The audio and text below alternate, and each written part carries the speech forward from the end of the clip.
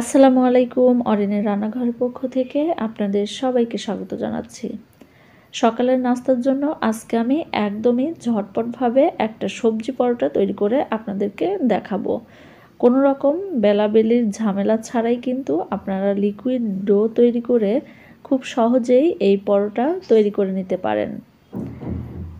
যেহেতু এই পরোটাগুলো সবজি দিয়ে তৈরি করা, খুবই হেলদি আর অনেক বেশি মজাদার, তাই আপনারা বাচ্চাদের টিফিনেও এই পরোটাটা দিতে পারেন।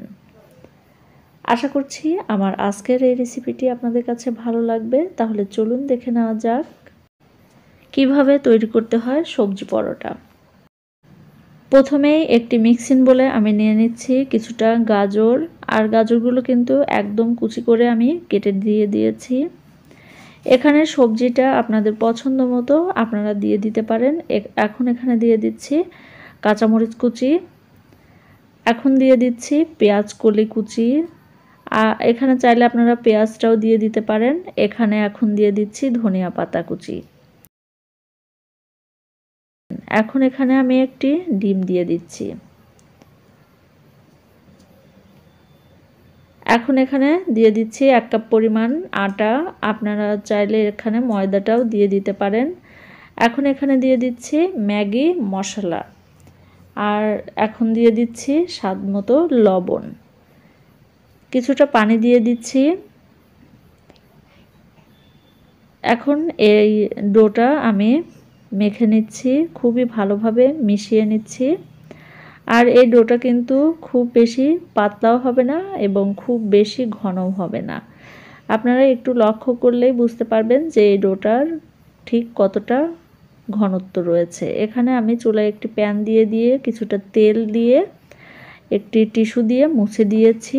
আর এখন এখানে আমি সেই ডোটা দিয়ে দিচ্ছি। এই ডোটা দেওয়ার পরে চামচ দিয়ে একটু গোল করে নিতে হবে। দেখতে পাচ্ছেন এর চারপাশটা কিন্তু খুবই সুন্দর হয়েছে এবং গোলও হয়েছে। এখন এক পাশ কিছুক্ষণ ভেজে নিয়ে তারপর অন্য পাশটাও ভেজে নিচ্ছি। এখন এখানে কিছুটা তেল দিয়ে দিব উপর থেকে। আর এই পরোটাটা ভাজতে কিন্তু খুব বেশি তেলের প্রয়োজন হয় না। এখানে আমি 1 চা চামচ পরিমাণ তেল দিয়েছি।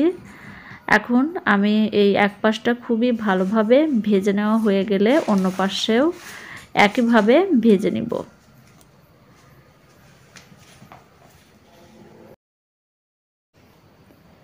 এখন এটা খুবই ভালোভাবে ভেজে নিতে হবে। আর এই পরোটাটা কিন্তু খুব বেশি তেল দিতে হবে না, খুবই অল্প তেলে ভেজে নিলেই এটা খেতে বেশি ভালো লাগে। দেখতে পাচ্ছেন একটা পরোটা হয়ে গেছে, আমি উঠিয়ে নিয়েছি। এখন আমি আরও একটি পরোটা দিয়ে দিচ্ছি। একইভাবে আমি সবগুলো পরোটা এখন ভেজে নিব।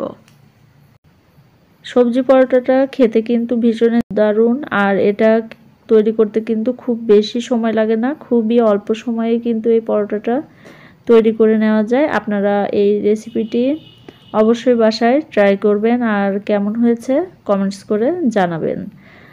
আর খুবই হেলদি এই পরোটাটা, আপনারা চাইলে বাচ্চাদের টিফিনেও দিতে পারেন। আর এটা একটু লালচে কালার করে ভেজে নিলে খেতে বেশি ভালো লাগে, এজন্য আমি একটু লালচে কালার করে ভেজে নিয়েছি।